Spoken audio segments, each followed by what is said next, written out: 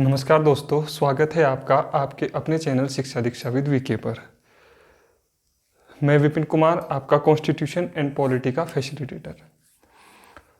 पिछली कुछ कक्षाओं में हम आर्टिकल 21 का जिक्र करके आए थे, जिसमें मैंने आपको कुछ डायमेंशंस बताए थे और सबसे पहला जो उसमें डायमेंशन मैंने आपको बताया था वो बताया था नेचुरल जस्टिस।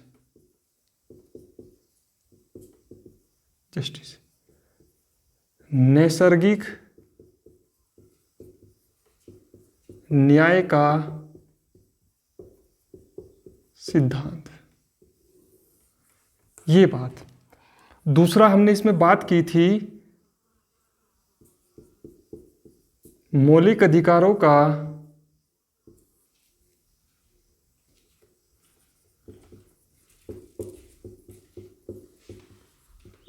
का स्वर्णिम त्रिभुज, ये बात की थी। तीसरा मैंने आपको एक बताया था निजता का अधिकार, और लास्ट में मैंने आपको बताया था सिडिशन यानी राजद्रोह, सिडिशन, राजद्रोह अधिनियम।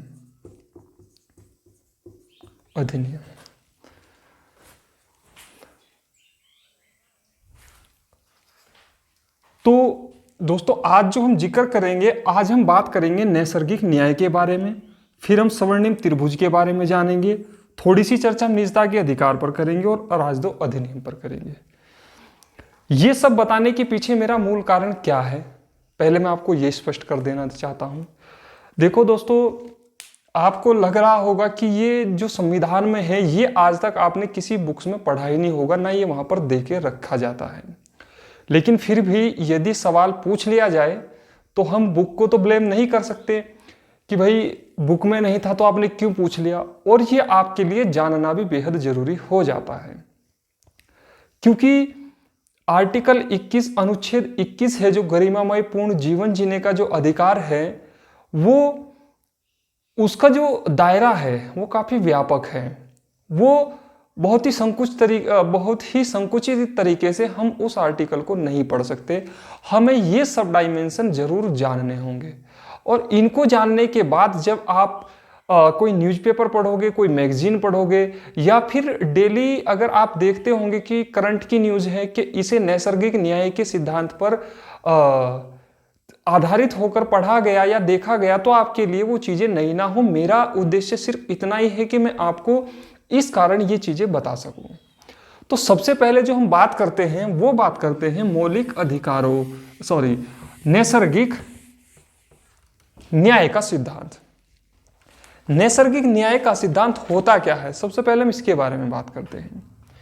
मैं आपको बताऊं, वैसे तो नैसर्गिक न्याय की कुछ परिभाषा नहीं होती है, लेकिन फिर भी इसे अगर हमें समझना है तो इसे सर्वव्यापकता, समग्रता के आधार पर हमें इसे समझना होगा।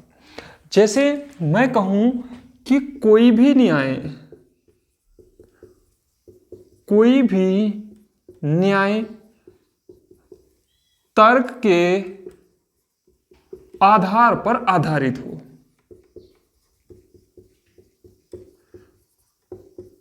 कोई भी न्याय तर्क के आधार पर आधारित हो, यानी कोई भी न्याय बिना तर्क विहीन ना हो, तर्क रहित ना हो। अब इसका क्या मतलब है कि तर्क के आधार पर आधारित हो। अब हम इसको समझने की कोशिश करेंगे कि तर्क का क्या मतलब हुआ। देखो, कल विगत कुछ क्लासों में, पहले मैं क्लियर कर देना चाहता हूं दोस्तों, जो भी मेरा वीडियोस देखते होंगे, तो मैं थोड़ा सा आपको अपनी समस्या के बारे में बताना चाहता हूं। आजकल डिपार्टमेंटल काम थोड़े से ज़्यादा हो गए हैं, और मेरा ये कतई उद्देश्य नहीं है कि मैं आपको अपनी जॉब का, अपनी प्रोफेशन का डेमोन्स्ट्रेशन करूं, आपके सामने प्रचार प्रसार करूं, क्योंकि मुझे खुद अच्छा नहीं लगता। मैंने शुरू में जब वीडियो भी स्टार्ट की थी तो मैंने इसके बारे में कोई चर्चा नहीं की थी। एक्चुअली कुछ विभागीय काम और इस वैश्विक महामारी के दौरान कुछ रिपोर्टिंग में और अन्य सारी जो पंचायती राज है, मैं पंचायती राज में पोस्टेड हूँ, तो उसमें क्या था कि उसमें काफ़ी सारे रिपोर्टें बनानी थी, कुछ ऑनलाइन वर्क करने थे, तो उसके कारणवश मैं पिछली 2 क्लासें नहीं ले पाया, या फिर आगामी कुछ समय में भी आपको दिक्कत उठानी पड़ सकती है। लेकिन आप धैर्य रखिएगा, मैं आपका साथ नहीं छोड़ूंगा और आपके साथ बना रहूँगा लगातार। तो ज़्यादा गैप नहीं होगा और जो क्लासेस हैं उन्हें भी मैं रिकवर करने की पूरी कोशिश करूँगा। तो इस वजह से कुछ क्लासें मुझे बीच में रोकनी पड़ी, ये एक्चुअल कारण है। दूसरी हम बात करते हैं कि अब आते हैं हम अपने मुद्दे पर। हमने पिछले में बात की थी कि 1978 में मैंने आपको एक वाद बताया था, मेनका गांधीवाद। इसमें बात निकलकर सामने क्या आई थी कि मेनका गांधी ने क्या कहा था कि आपने मुझे कुएं का मेंढक बना दिया, यानी मेरा जो गरिमामयपूर्ण जीवन था उस पर क्या लगाया आपने, लगाम लगा दी, उस पर आपने रोक लगा दी। तो यहां से क्या था, यहां पर भी एक तो ये केस था और एक केस आया था 1996 में, 1996 में। इसके हवाले से भी ये बात कही गई कि नेचुरल जस्टिस क्या होना चाहिए, नैसर्गिक न्याय क्या होना चाहिए।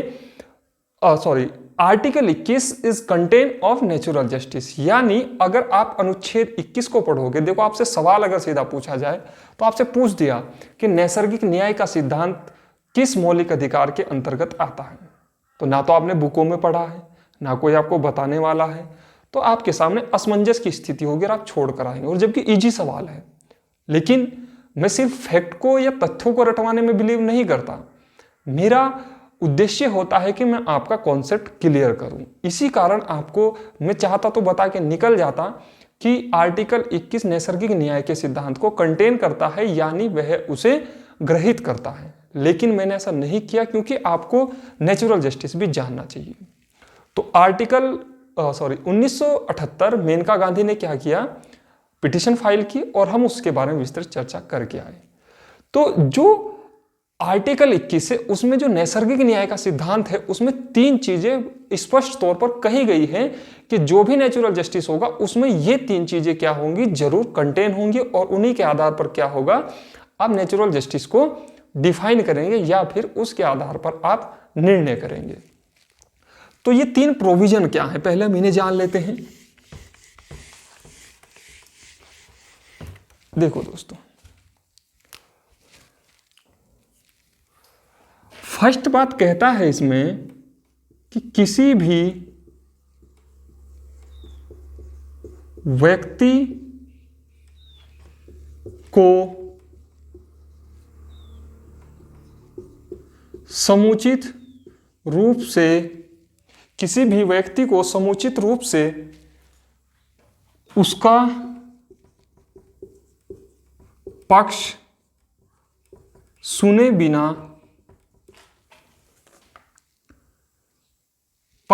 बिना दोषी नहीं ठहराया जा सकता। बात करेंगे एक एक इनके बारे में। दूसरा कहता है कोई भी व्यक्ति अपने मुकदमे का जज खुद नहीं हो सकता। तीसरा प्रोविजन है इसके अंतर्गत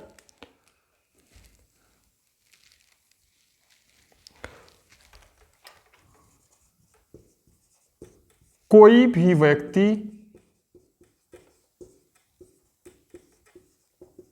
दोषी तभी सिद्ध होगा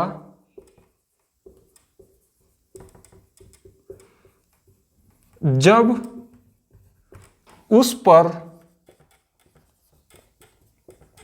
आरोप सिद्ध हो जाएंगे। आरोप सिद्ध हो जाएंगे, ये बात कही जाती है इसमें। अब एक एक करके हम समझेंगे कि किसी भी व्यक्ति को समुचित रूप से, अब देखो इसका क्या मतलब हुआ। सपोज दैट एक x है और एक क्या है y है। अब दोनों के अंतर्गत क्या हुआ कि ये कोर्ट है और कोर्ट ने क्या किया कि x का पक्ष सुना खाली और क्या किया, y का पक्ष नहीं सुना। तो यहां पर साफ कहता है कि अगर आपने ऐसा किया तो ये क्या है, ये नेचुरल जस्टिस के जो जस्टिस है, नैसर्गिक न्याय है, उसका क्या है, ये उल्लंघन है। और अगर इसका उल्लंघन है तो किसका उल्लंघन है, आर्टिकल 21 का उल्लंघन है। और फंडामेंटल राइट्स का उल्लंघन होता है तो आप देख सकते हैं कि कानून क्या करता है, उसके बारे में स्पष्ट हमारे यहाँ प्रावधान है और उनके पक्ष में अदालतें फैसला सुनाती है। दूसरी बात आती है, कोई भी व्यक्ति अपने मुकदमे का जज खुद नहीं हो सकता। इसका क्या मतलब हुआ, अभी हाल का घटनाक्रम मैं आपको बताऊं, हमारे जो former chief justice of India Ranjan Gogoi ji थे, उन पर किसी महिला ने क्या लगाए, यौन शोषण के आरोप लगाए। और जब आरोप लगाए तो उन्होंने उस केस की सुनवाई के लिए जिस बेंच को गया तो उसे लीड कौन कर रहे थे, उसकी सुनवाई कौन कर रहे थे, रंजन गोगोई खुद कर रहे थे। तो आप देख सकते हैं क्या है, नेचुरल जस्टिस के अगेंस्ट है। दूसरा, कोई भी व्यक्ति दोषी सभी सिद्ध होगा, यानी वो पहले अपराधी है, उस पर आरोप लगे हैं तो वो अपराधी है। दोषी सिद्ध वो तभी होगा जब क्या हो, उस पर जो आरोप हैं वो सिद्ध हो जाएं, तभी वो दोषी होगा, यानी अपराधी होगा। सॉरी, और इसे दोबारा समझिएगा, मैंने कहा कि कोई भी व्यक्ति दोषी तभी होगा जब उस पर आरोप सिद्ध हो जाए, यानी जब उस पर आरोप लगे वो अपराधी है, उसे अभी आप नहीं कह सकते कि ये दोषी है। तो आप जब उस पर आरोप सिद्ध हो जाएंगे न्यायालय में सबूतों के आधार पर या फिर गवाहों के आधार पर, उस पर क्या हो जाएगा, उसके अगेंस्ट में जो भी प्रोविजन है, जो भी प्रावधान है वो फाइल होंगे और उनके आधार पर उसे दोषी करार दे दिया जाएगा और उसके बाद क्या होगा, उसे सजा का प्रावधान किया जाएगा। तो ये तीनों चीजें क्या होनी चाहिए, नेचुरल जस्टिस में जरूर होनी चाहिए। यानी अगर इनमें से किसी भी चीज का वायलेंस होता है, इनमें से किसी भी चीज का निलंबन होता है, तो क्या होगा, नैसर्गिक न्याय के सिद्धांत को हम ग्रहण नहीं कर पाएंगे। और इसका मतलब क्या हुआ कि यदि हम नेचुरल जस्टिस का उल्लंघन कर रहे हैं तो हम किसका उल्लंघन कर रहे हैं, आर्टिकल 21 का उल्लंघन कर रहे हैं। और यदि आर्टिकल 21 का, क्योंकि आर्टिकल 21 की जो सर्वव्यापकता है, आर्टिकल 21 का जो डायमेंशन है, जो उसका दायरा है, वो काफी बड़ा है। एक एक चीजों को मैं ज्यादा तो नहीं, आपको जब नोट्स प्रोवाइड करे जाएंगे तो आप उसमें देखेंगे कि उसमें काफी सारे प्रोविजन हैं, मैं आपको बताऊं तो एक एक चीज को तो नहीं, लेकिन जो भी आपकी एग्जाम की दृष्टि से महत्वपूर्ण है उन्हें मैं यहां पर आपके समक्ष रखने का प्रयत्न जरूर करूंगा। नेक्स्ट टॉपिक की हमने बात की थी,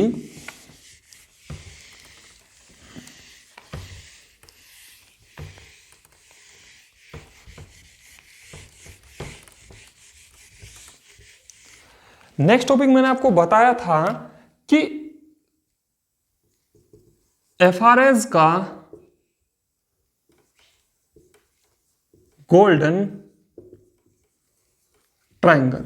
देखो दोस्तों,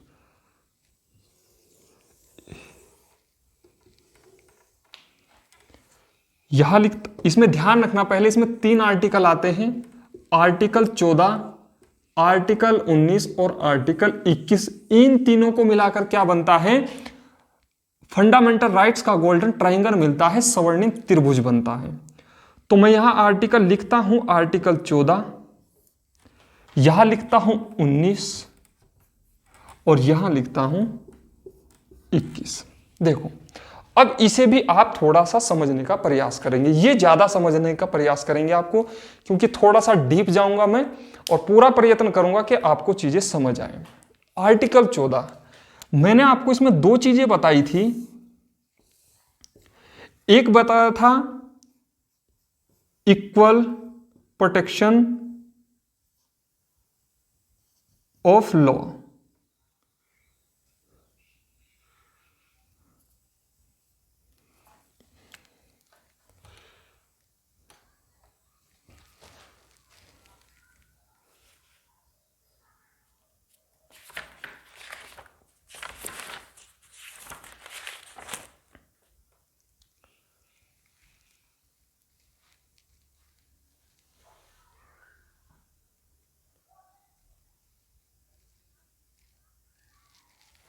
देखो हाँ, मैंने इसमें आपको 2 चीजें बताई थी, right to equal before law, और दूसरा मैंने आपको बताया था इक्वल प्रोटेक्शन ऑफ लॉ। देखो ये दो चीजें हैं यहां पर। ये क्या है? विधि के समक्षमता, और ये क्या है? विधि से समान सुरक्षा। समान सुरक्षा, विधि से समान सुरक्षा, दो चीजें हैं कि आर्टिकल, जिसने 14 नहीं देखा होगा वो आर्टिकल 14 जरूर देखे एक बार जाके। मैंने बताया विधि के समक्षमता और विधि से समान सुरक्षा। इसका मतलब क्या हुआ, पहले तो आपको यह समझना होगा। इसके आधार पर दोस्तों मैं आपको बताऊं कि इक्वल प्रोटेक्शन ऑफ लॉ और विधि के समान समक्ष, ये दोनों चीजें जहां पर भी मौजूद होंगी वहां पर क्या होगा? कानून का शासन होगा। कानून का शासन होगा, यानी रूल ऑफ लॉ की संकल्पना होगी।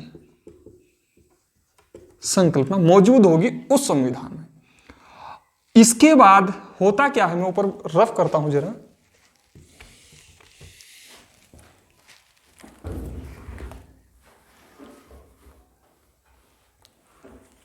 इसके बाद होता क्या है कि जहां पर भी रूल ऑफ लॉ की संकल्पना होगी उस संविधान में लोकतंत्रवाद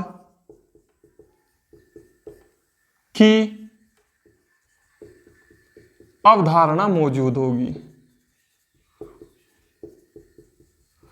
और जिस संविधान में लोकतंत्रवाद की अवधारणा मौजूद होगी वहां पर वाक एवं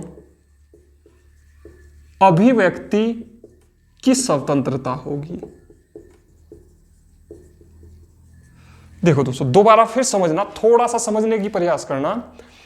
मैंने कहा कि आर्टिकल 14 कहता है कि हमारे यहां समता का अधिकार प्रोवाइड करता है, और मैंने उसके आपको दो डायमेंशन बताए थे। एक बताया था इक्वल बिफोर लॉ, यानी विधि के समक्षमता। दूसरा मैंने आपके सामने बताया था विधि से समान सुरक्षा, इक्वल प्रोटेक्शन ऑफ लॉ। जब दोनों की हम बात करते हैं तो ये दोनों चीजें जिस संविधान में मौजूद होगी तो वहां पर क्या होगा? यानी रूल ऑफ लॉ की संकल्पना होगी, विधि का शासन होगा, कानून का शासन होगा। और जहां पर कानून का शासन होगा उस संविधान में लोकतंत्रवाद की जो अवधारणा है वो व्याप्त होगी।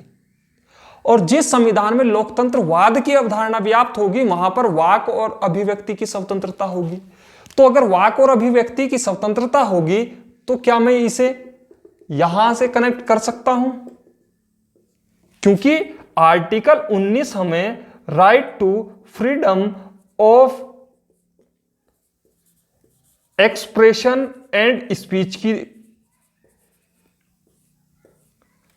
सुरक्षा प्रदान करा था। मैंने बताया ना, वाक और अभिव्यक्ति की स्वतंत्रता कौन देता है? आर्टिकल 19 देता है, तो इससे हो सकता है। और जहां पर भी right to freedom of expression and speech होगा तो वहां पर क्या होगा? वहां पर संविधानवाद की अवधारणा। देखो, लोकतंत्रवाद भी संविधानवाद का एक डायमेंशन है। और यदि अगर ये इसका डायमेंशन है तो मैं आपको बताऊं कि अगर जहां पर भी इसकी बात होगी तो जहां पर क्या होगा, हम अपनी बात को क्या कह सकते हैं? हम अपनी बात को अपने अनुरूप कह सकते हैं, यानी हम अपनी मनः स्थिति को प्रकट कर सकते हैं। और अगर अपनी मनः स्थिति को प्रकट कर सकते हैं तो आप थोड़ा सा दिमाग लगाइएगा। अगर हम सपोज दैट हमारे मन में आया कि हमें सरकार की आलोचना करनी है, अब सरकार की आलोचना करनी है या फिर हमें किसी के बारे में कोई विरोध प्रदर्शन प्रकट करना है। अब दो चीजें होती हैं, मैं विरोध प्रदर्शन करूं तो मैं बोलकर करूंगा, मैं सभा बनाकर करूंगा, संगठन बनाकर करूंगा। अब ये अधिकार हमें कौन देता है? आर्टिकल 19 देता है। हम अच्छे से पढ़कर आए। लेकिन अगर हम नहीं करेंगे तो क्या होगा? हम कहीं ना कहीं मन ही मन दुखी होंगे। और अगर हम मन ही मन दुखी होंगे तो मन ही मन दुखी होने के कारण क्या होगा? हमारा जो गरिमामय जीवन है, ध्यान से समझिएगा कि यदि हम किसी भी एक्सप्रेशन को कहते हैं ना कि आपका दुख है, तो आप हमें बताइए आपका क्या होता है? दुख कम तो नहीं खत्म तो नहीं हो जाता, लेकिन कम तो हो जाता है। ऐसा समाज में अवधारणा व्याप्त है। वही चीजों को मैं दोस्तों इसलिए कहता हूं, चीजों को व्यवहारिक समझे। बिल्कुल सब चीजें आपके आसपास हैं, कोई चीज आपको रटनी नहीं पड़ेगी, सब चीजों को आप कंटेन कर ले जाएंगे। मैंने कहा आपने अगर कोई बात नहीं कही, कोई मन क्या है, कोई मन ही मन में बात चल रही है, अब वो जो मन ही मन में बात चल रही है तो क्या होगा, वो आपके दुख का कारण बन जाएगी और आपका जो अच्छा खासा जीवन चल रहा था वो क्या होगा, काफी उसमें झोल उत्पन्न हो जाएगा और काफी उसमें उथल पुथल की स्थिति होगी। और जब उथल पुथल की स्थिति होगी तो क्या आपका जीवन गरिमामयपूर्ण जीवन रहेगा? क्या आप अपना जिस तरीके से जीना चाहते तो जी पाएंगे? नहीं जी पाएंगे। और अगर नहीं जी पाएंगे तो क्या आर्टिकल 21 इफेक्ट नहीं होगा? भाई आर्टिकल 21 ही तो जो हमारा गरिमामयपूर्ण जीवन की जो बात करता है वो आर्टिकल 21 करता है। और आर्टिकल 21 किसकी वजह से इफेक्ट हुआ? 19 की वजह से। और 19 में जान कहां से आई? आर्टिकल 14 से। यही कारण है, यही ट्रिक है दोस्तों। मैं आपको बताऊं कि अब देखो आप, अगर आर्टिकल 14 बराबर 19 बराबर 21, आप कह सकते हैं सभी का एक दूसरे के बीच में जुड़ाव उत्पन्न होता है। इतनी बात आपको ध्यान रखनी है। यही मेरा बताने का प्रयास था कि कैसे एक दूसरे से कनेक्ट होते हैं। एक चीज मैं आपको बतानी भूल गया, आर्टिकल 19 में, इसे आप नोट करके लिखिएगा, नोट, ये open to all, open to all, यानी ये देशी हो या विदेशी हो, दोनों को प्राप्त है। आर्टिकल 14 के बारे में मैंने आपको बता रखा, लेकिन आर्टिकल 19 में मैं दोस्तों आपको बताऊं कि वाक एवं अभिव्यक्ति की स्वतंत्रता विदेशियों को प्राप्त नहीं है, विदेशियों को प्राप्त नहीं है। वाक यानी अगर विदेशी कहने लगे कि आर्टिकल 19 के कारण हम कोई बात कह नहीं पा रहे हैं और हमारा गरिमामयपूर्ण जीवन इस वजह से इफेक्ट हुआ, तो ये क्या होगा, ये तर्कहीन उनका तर्क होगा और इसे कंसिडर नहीं किया जाएगा। इस आधार पर क्या है, उनकी याचिका खारिज भी की जा सकती है। मेरा बताने का सिर्फ इतना सा उद्देश्य था। यह बात है गोल्डन ट्रायंगल की, इसे आप समझे। नेक्स्ट टॉपिक की हमने बात की थी राजद्रोह सेडिशन एक्ट।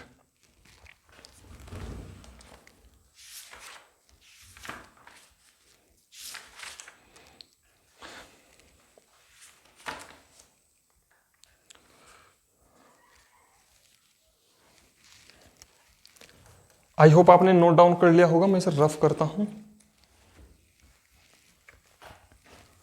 चलिए,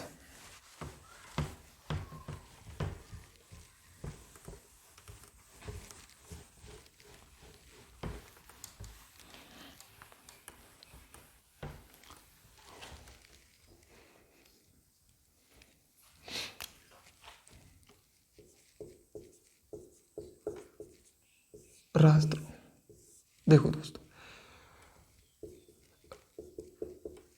आईपीसी का गठन हमारे यहां कब किया गया था? 1860 में, इंडियन पिनल कोड। और इसकी एक धारा है आर्टिकल 124 का ए, आर्टिकल 124 का ए, ये इसकी एक धारा है। ये क्या कहती है कि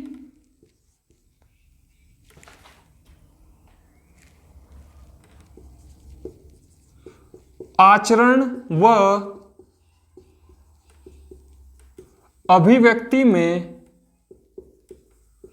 कोई ऐसी अभिव्यक्ति न हो, कोई ऐसी अभिव्यक्ति न हो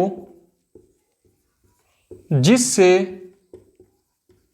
देश की एकता या अखंडता प्रभावित हो, एकता या अखंडता प्रभावित हो, या देश के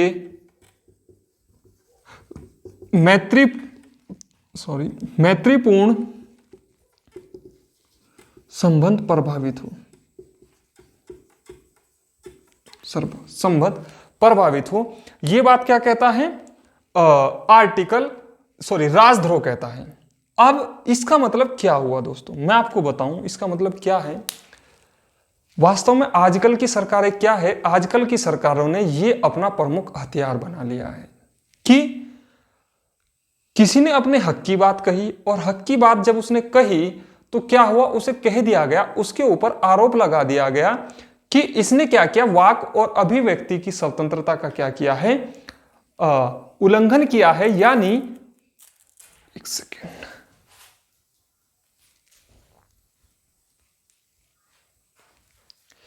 इसने क्या किया है कि वाक और अभिव्यक्ति की स्वतंत्रता का इसने क्या किया है, उल्लंघन किया है। और इसके आधार पर इसने ऐसे शब्द बोले हैं जो देश की एकता, अखंडता और संप्रभुता को प्रभावित करते थे, या अन्य देश के साथ जिसके साथ हमारे मैत्रीपूर्ण संबंध थे उन्हें प्रभावित करते थे। और अगर प्रभावित करते तो इसके आधार पर क्या लगा दिया जाता है, राजद्रोह। इसे ही सेडिशन एक्ट भी कहते हैं, आपको बताऊं। और इसके आधार पर 3 वर्ष कैद का प्रावधान है, 3 वर्ष कैद का प्रावधान है। यानी आप ये नहीं कह सकते कि आपने, देखो ये तो हुआ निगेटिव पॉइंट जो सरकारें यूज करती हैं। अब आते हैं पॉजिटिव पक्ष के बारे में। हमने कहा कि आपने कोई बातें कही और आपने कोई बातें ऐसी कह दी जो देश की संप्रभुता और एकता और अखंडता के खिलाफ थी, यानी आपने देश विरोधी नारे लगा दिए। तो देश की संप्रभुता के खिलाफ तो हुए, एकता अखंडता को तोड़ने की कोशिश तो की। तो इसके आधार पर क्या है, आप ये नहीं कह सकते कि this is my right to expression, right to freedom of expression, speech and expression, या एक्सप्रेशन एंड स्पीच। इसके बारे में हम ये बात नहीं कह सकते कि ये हमारा वाक और अभिव्यक्ति का मौलिक अधिकार है। इसके आधार पर आप कुछ भी बोलने के लिए कैपेबल नहीं हो जाते। आप, सिंपल सी बात है कि आप ऐसा नहीं कर सकते। यह हुई राजद्रोह की बात।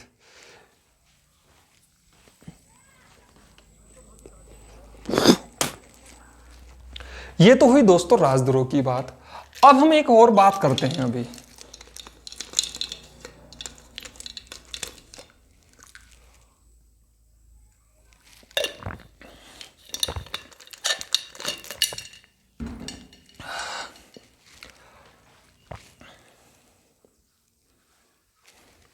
चलिए,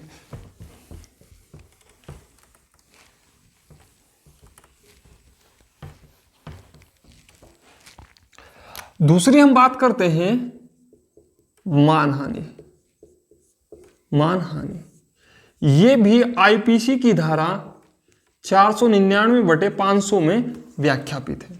अब देखो, मैंने कहा right to freedom of expression and speech, short में लिख रहा हूं, right to freedom of expression and speech. अब देखो, एक चीज हमने ऐसी कही कि जो देश की एकता, अखंडता और संप्रभुता के अगेंस्ट थी। अब आप कहने लगे कि मैं ऐसी बात कहता हूं, मैं ये बात कहता हूं कि जो मैं बात कह रहा हूं यदि वो किसी व्यक्ति विशेष के भावनाओं को आहत करती है, उसके मान को ठेस पहुंचाती है, तो इसके आधार पर भी क्या है, आप कोई भी बातें वैचारिक स्तर पर आप बोल सकते हैं, लेकिन आप किसी को भी व्यक्तिगत यदि वो बातें उसके मान को हानि पहुंचाए, आप ऐसे वाक्यों का उच्चारण, आप ऐसे वाक्यों का प्रयोग नहीं कर सकते। और ये क्या है, ये आपके मानहानि के केस में अंतर्गत दर्ज होता है। और यानी वाक और अभिव्यक्ति के आधार पर आप ऐसा नहीं कर सकते। ये सिर्फ मैं आपको आर्टिकल 21 की जो सर्वव्यापकता है, जो उसकी समग्रता है, उसके आधार पर ही मैं ये सब चीजें आपको बता रहा हूं। हो सकता है आपको ये चीजें बोर करें, लेकिन ये बोर करने वाली बात नहीं है। जब पेपर में सवाल आएगा तो आपके दोस्तों को ये पता भी नहीं होगा, आपके साथ वालों को, कि ऐसी भी कोई चीज होती है, ये भी चीज होती है। लेकिन जिसने पढ़ा हुआ होगा अच्छे से, वो इन चीजों को बेहतर तरीके से कर ले जाएगा। ठीक है दोस्तों, तो इसमें भी लगभग 2 वर्ष की कैद व जुर्माना का प्रावधान है। प्रावधान है ये बात।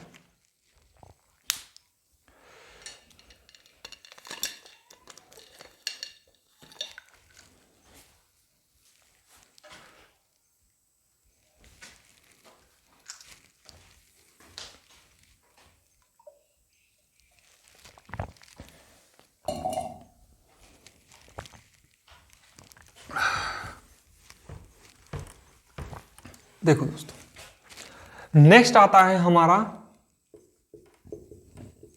संथारा प्रथा वर्सेस फंडामेंटल राइट्स। संथारा प्रथा वर्सेस फंडामेंटल राइट। इसमें थोड़ा सा आपको हिस्ट्री समझनी पड़ेगी कि एक्चुअल में इसके पीछे कारण क्या है और रीजन क्या है। देखो दोस्तों, थोड़ा सा हिस्ट्री का बैकग्राउंड लूंगा मैं। आपने पढ़ा होगा जैन धर्म। जैन धर्म हुआ क्या था कि मगध में 12 वर्षों का अकाल पड़ा। अकाल पड़ा और इसके अकाल के कारण हुआ क्या कि जो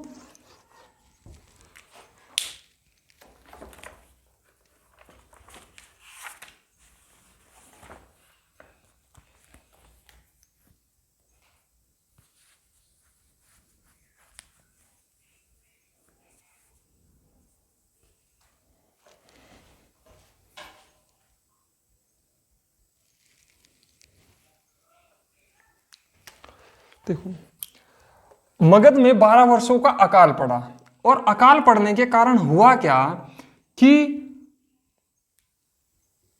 जो जैन धर्म के अनुयायी थे वो 2 भागों में विभाजित हुए।